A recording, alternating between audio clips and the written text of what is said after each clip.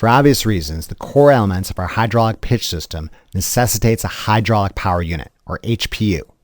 The only problem is, the HPU is located in the stationary nacelle. Given the hub and pitch system inside it rotates relative to the nacelle, this necessitates a rotating hydraulic coupling, which maintains the pressure and tank connections regardless of hub orientation. You'll note this is the same HPU driving the rotor and yaw brake subsystems, as well as the accessory filtration and backup hand pump we explored in previous lectures. For purposes of clarity, I've omitted these subsystems. Since the rotational coupling separates the main pressure relief valve on the HPU and the nacelle from the pitch system and the hub, you'll often find an accessory pressure relief valve or a burst disc inside the hub to serve as a relief path at the point of use. This serves to limit pressure in the pitch system should a failed rotary coupling or conductor block passage back to the nacelle.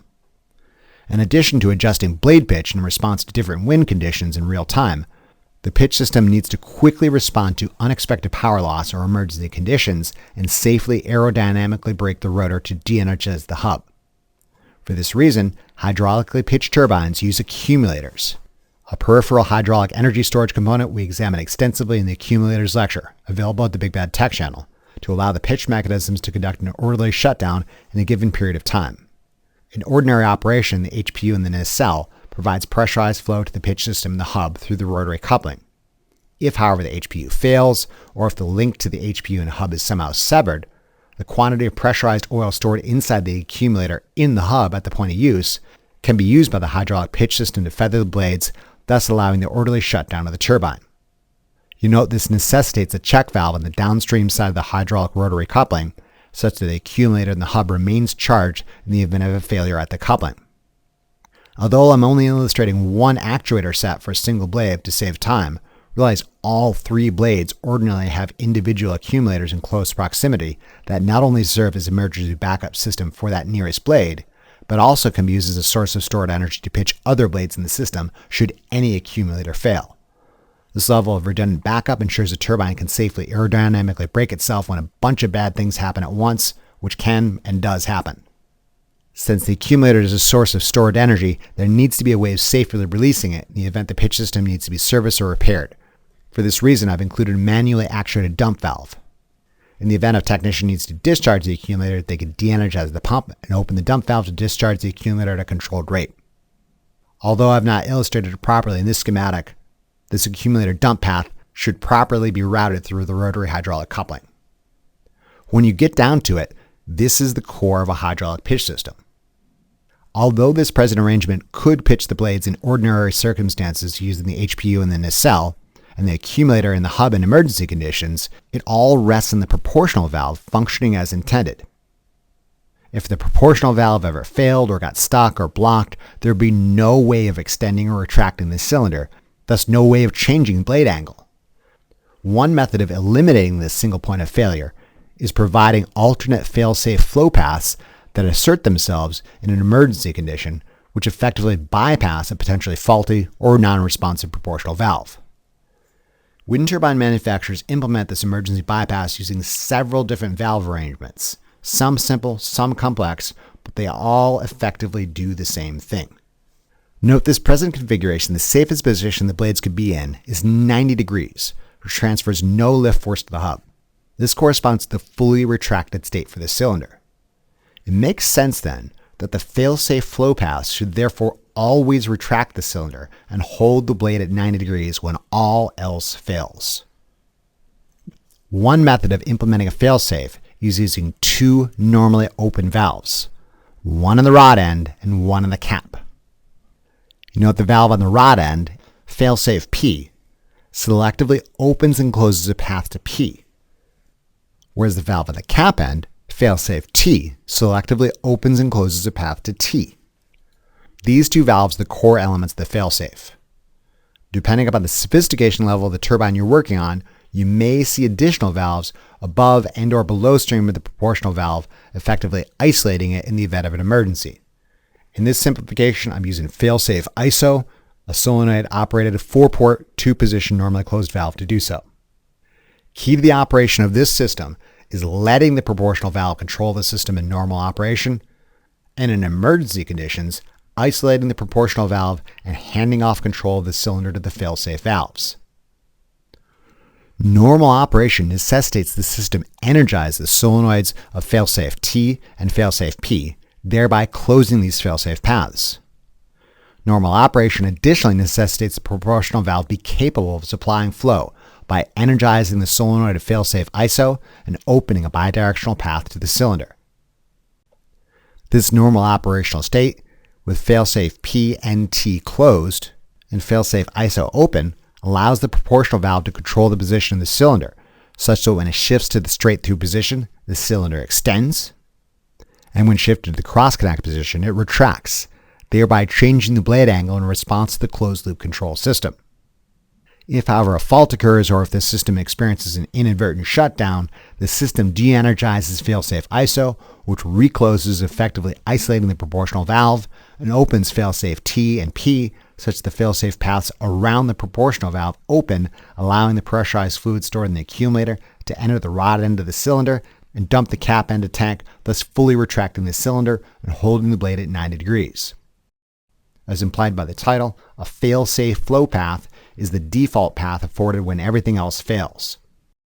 As I mentioned earlier, there are numerous ways of implementing this fail-safe, but this is probably the easiest I've found of illustrating it. Expect manufacturer variations that amount to the same thing, only using a lot more valves. A normal operation that allows the proportional valve and closed-loop control system to dictate the position of the blade, and emergency operation, which isolates the proportional valve and then bypasses it, immediately bringing the blade to a zero lift condition. All right, we are just about to wrap this lecture up, but before we do, I want to briefly discuss two more subjects, specifically the benefits and drawbacks of hydraulic and electric pitch systems and other aspects of generator control.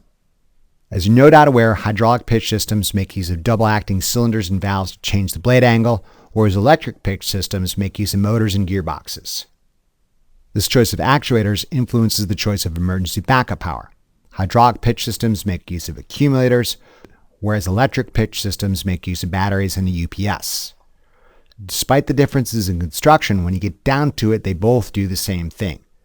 Notably, respond to wind conditions, holding the blades at an appropriate angle to ensure an efficient generator operation, and in emergency conditions, spill wind to aerodynamically brake the rotor and decelerate it.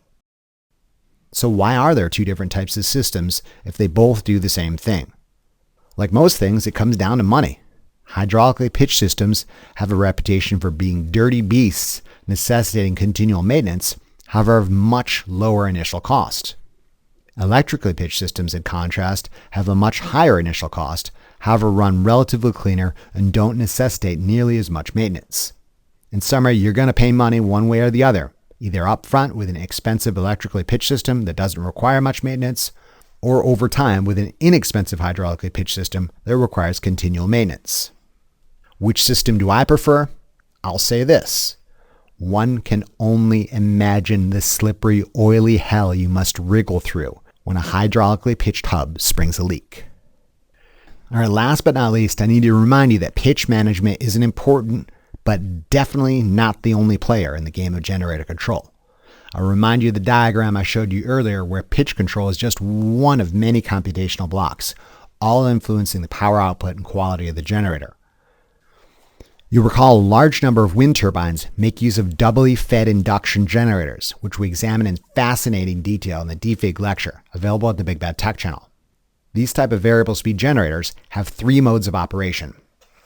Hyposynchronous operation is defined as below the synchronous speed, where the rotor electromagnet is excited with AC in the same direction. Synchronous operation occurs at synchronous speed, where the rotor electromagnet is excited with DC. And finally, hypersynchronous operation occurs above the synchronous speed, where the rotor electromagnet is excited with AC in the opposite direction. This ultimately amounts to something very similar to synchronous generation, only it can occur at a variable speed. This means a wind turbine employing a doubly fed induction generator and pitch control has not one but two options available when it experiences a change in wind speed. 1. Pitch the blades to shed or capture more wind, or 2. Speed up or slow down the rotor electromagnetic field to maintain synchronicity. Depending upon the degree of change in wind speed, one option might be more preferable or responsive than another. Additionally, both methods could be applied simultaneously or in close succession, all in an effort to keep not only power output at a maximum, but also minimize sudden changes in torque and mechanical wear. Beyond managing power output magnitude, other computational blocks of a doubly fed induction generator can step up or down excitation current to meet reactive power requirements imposed by the wind farm's SCADA system. This is to suggest that many things are happening at once, and changing the angle of the blades is just one part of a larger system. Hopefully, after watching this lecture in its entirety and taking meticulous notes, you now understand the large role that small part plays, especially in times of emergency when a rotor needs to be rapidly decelerated. All right, that's all I got for you today. In conclusion, this lecture examined wind turbine hydraulic pitch systems. We conducted a brief review of hydraulic primary components and pilot electromechanical components that govern their operation. We examined a simplified primary hydraulic schematic and discussed its operation in normal mode and fail-safe operation in emergency conditions. Remember to review these concepts as often as you need to really drive it home. Imagine how well lab will go if you know what you're doing. Thank you very much for your attention and interest, and we'll see you again during the next lecture of our series. Remember to tell your Lazy Lab partner about this resource, and be sure to check out the Big Bad Tech channel for additional resources and updates.